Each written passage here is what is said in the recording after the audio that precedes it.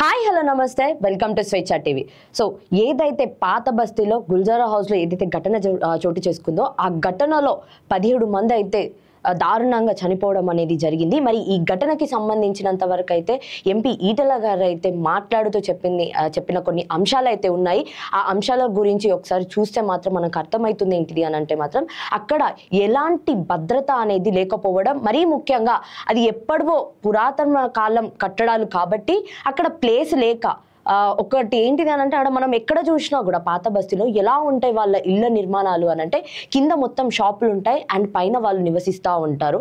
మరి అలా నివసిస్తున్న ఒక ఫ్యామిలీ, ఆ ఫ్యామిలీకి సంబంధించిన 12 మంది, అదే విధంగా ఇంకొక వేరే దానికి సంబంధించినంత వరకు 5 మొత్తంగా కలిపి 17 మంది అయితే చనిపోవడం అనేది జరిగింది.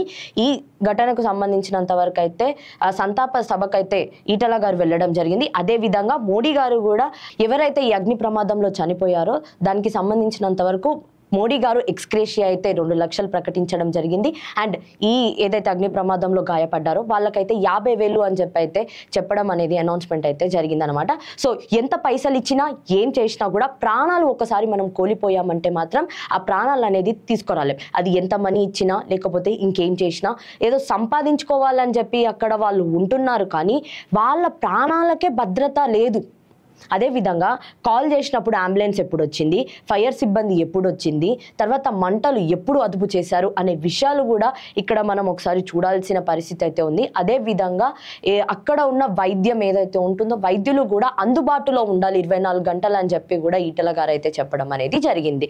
మరి ఈ అంశానికి వచ్చేస్తే మాత్రం ఖచ్చితంగా మనం బ్రతుకున్నాము అని అంటే బ్రతుకుండడం కాదు, మనం సేఫ్గా ఉండడం అనేది కూడా చాలా ఇంపార్టెంట్. ఈ ఒక్క పాయింట్ అయితే ఖచ్చితంగా మనం గుర్తుపెంచుకోవాలి. ఈ పాయింట్ అయితే మనం చాలా బాగా గుర్తుపెట్టుకోవాల్సి ఉంటుంది. ఎందుకంటే ఎప్పుడు చూసినా పైసలు సంపాదించడం లేకపోతే ఎప్పుడైనా సరే కానీ సంపాదించడం మీదనే కాదు, మనం జాగ్రత్తగా ఉండి మన కుటుంబాన్ని కూడా మనం సురక్షితంగా కాపాడుకోవాలి అని చెప్పి కూడా చెప్పడం అనేది జరిగింది. ఎందుకనంటే అక్కడ ఎవరైతే 17 మంది చనిపోయారో ఆ 17 మంది చనిపోవడానికి గల కారణాలు అండ్ అగ్ని రాజేసుకోవడానికి గల కారణాలు ఏంటిది అని అంటే మాత్రం షార్ట్ సర్క్యూట్ అవ్వడం. షార్ట్ సర్క్యూట్ అయ్యి 17 మంది చనిపోయారు అంటే షార్ట్ సర్క్యూట్ అయిన తర్వాత వాళ్ళు బయటికి రాలేని పరిస్థితి అని అంటే మనం అర్థం చేసుకోవచ్చు వాళ్ళు ఎంత ఇరుకుగా ఉన్న ఇళ్లల్లో ఉంటున్నారు అనే విషయం అయితే ఇక్కడ మనం గమనించాల్సి ఉంటుంది. సో ఇప్పటికైనా సరే కానీ అక్కడ ఇంకా చాలా వరకు ఓల్డ్ సిటీ పాత బస్తీ కానివ్వండి లేకపోతే చార్మినార్ దగ్గర ఓల్డ్ సిటీ ఇవన్నీ ప్రాంతాలలో కూడా చాలా వరకు చాలా మంది ఇరుకిరుకు గదులలో ఇరుకిరుకు ఇల్లులలో గల్లీలలో ఉంటారు, నివసిస్తూ ఉంటారు. మరి అలాంటిది ఇప్పటి నుంచి నెక్స్ట్ టైం అలాంటివి ఏవి రిపీట్ అవ్వద్దు అని అంటే మాత్రం ఖచ్చితంగా వాళ్ళు చాలా వరకు అప్రమత్తంగా జాగ్రత్తగా ఉండడం అనేది మంచిది. సో జిహెచ్ఎంసీ పరిధిలో అక్కడ ఉన్న కార్పొరేటర్స్ కానివ్వండి, ఎమ్మెల్యేలు కానివ్వండి, ఎంపీలు కానివ్వండి అందరినీ కూడా కలిసి ఒకసారి మాట్లాడి నెక్స్ట్ టైంకి అలాంటి ఒక ఘటన చోటు చేసుకోకుండా చూడాలని చెప్పి కూడా సీఎం గారిని అయితే ఈటల గారు కోరడం జరిగింది. అదేవిధంగా ఎలాంటి వివక్ష చూపించకుండా రాజకీయాలకు అతీతంగా విచారణ అనేది చేపట్టాలని అయితే కోరడం అనేది జరిగింది. కాక మొన్న చార్మినార్ దగ్గర రోడ్డు ఫేసింగ్ ఉన్నటువంటి బండ్లలో ఉదయం 6 గంటలకు షార్ట్ సర్క్యూట్ జరిగి ఫైర్ యాక్సిడెంట్ జరిగి 17 మంది చనిపోయినరో యావత్ సమాజాన్ని ఇది కలిచివేసింది, కన్నీళ్ళకు గురి చేసింది. ముఖ్యమంత్రి గారు దీని మీద సమగ్రమైన విచారణ జరుపుతా అంటున్నారు. దీని మీద సమగ్రమైన విచారణ జరిపించాలని, రాజకీయాలకు ఆస్కారం లేదు, విమర్శలకు ఆస్కారం లేదు. కానీ ఎన్ని గంటలకు అయింది ఫైర్ యాక్సిడెంటు, ఎన్ని గంటలకు ఫోన్ పోయింది, ఎన్ని గంటలకు రిస్క్ ఆపరేషన్ మొదలైనవి, దీని వివరాలన్నీ కూడా ప్రజలకు చెప్పవలసిన బాధ్యత ప్రభుత్వానికి ఉందని చెప్పి నేను డిమాండ్ చేస్తూ ఉన్నా.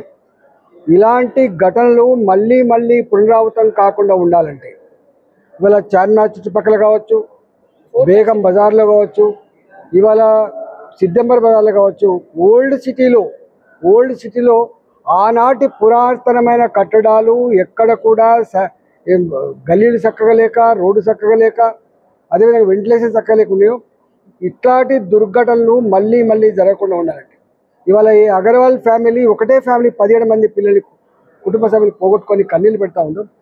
ఇలాంటి దుఃఖం ఇలాంటి వేదన మళ్ళీ మళ్ళీ రాకుండా ఉండేటట్టుగా ఒక సమగ్రమైన ప్రణాళిక చేయాలని చెప్పి నేను కోరుతా ఉన్నా. ముఖ్యమంత్రి గారి ఆధ్వర్యంలో అవసరమైతే జిహెచ్ఎంసీ పరిధిలో ఉన్నటువంటి ఎంపీలతో కానీ ఎమ్మెల్యేతో ఒక మీటింగ్ ఏర్పాటు చేసి పరిస్థితిని అంతా కూడా అసెస్ చేసి ఇలాంటి వాటిని నిర్మించే ప్రయత్నం చేయాలని చెప్పి నేను డిమాండ్ చేస్తా ఉన్నాం. ఇప్పటికైనా ఇప్పుడు ఫైర్ సంబంధించిన డిపార్ట్మెంట్ కావచ్చు, వైద్యానికి సంబంధించిన డిపార్ట్మెంట్ కావచ్చు, ఇవి 24/7 ఎమర్జెన్సీ సంబంధించినటువంటి జనరల్గా ఫోన్ చేస్తే టక్కన వస్తారని నమ్మకంతో ఉంటుంది. కాబట్టి వీటి మీద కూడా వీటికి ఉన్న గ్యాప్ ఏంటి, సిబ్బంది గ్యాప్ ఉందా, డీజిల్ గ్యాప్ ఉందా, ఇంకేమైనా గ్యాప్ ఉందా, అవన్నీ కూడా నివారించాలని చెప్పి నేను డిమాండ్ చేస్తా ఉన్నాను. ఇవాళ ఒకటే కుటుంబంలో 17 మంది చనిపోవడం అనేది మమ్మల్ని కూడా కదిలించింది, బాధిస్తూ ఉంది. కాబట్టి ఆ కుటుంబానికి ప్రగాఢమైన సానుభూతిని తెలియజేస్తున్నాం. వారి ఆత్మకు శాంతి కలగాలని చెప్పి కోరుకుంటున్నాం. ఇలాంటి దుర్మార్గాలు, ఇలాంటి సంఘటనలు, ఇలాంటి దుఃఖం మరొక కుటుంబానికి మిగలకుండా ఉండాలంటే ప్రభుత్వం తక్షణమే దీని సమగ్రమైనటువంటి ప్రణాళిక రూపొందించాలని చెప్పి కోరుతా ఉన్నాం.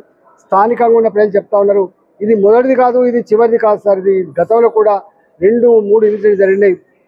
కింద సెల్లార్లలో కెమికల్ డ్రమ్ములు పేలి కూడా చనిపోయే సందర్భాలు ఉన్నాయి. కాబట్టి ఇలాంటి వాటి మీద ఒక వ్యూ తీసుకోవాల్సిన ఆఖ్యం ఉందని చెప్పి మేము డిమాండ్ చేస్తాం.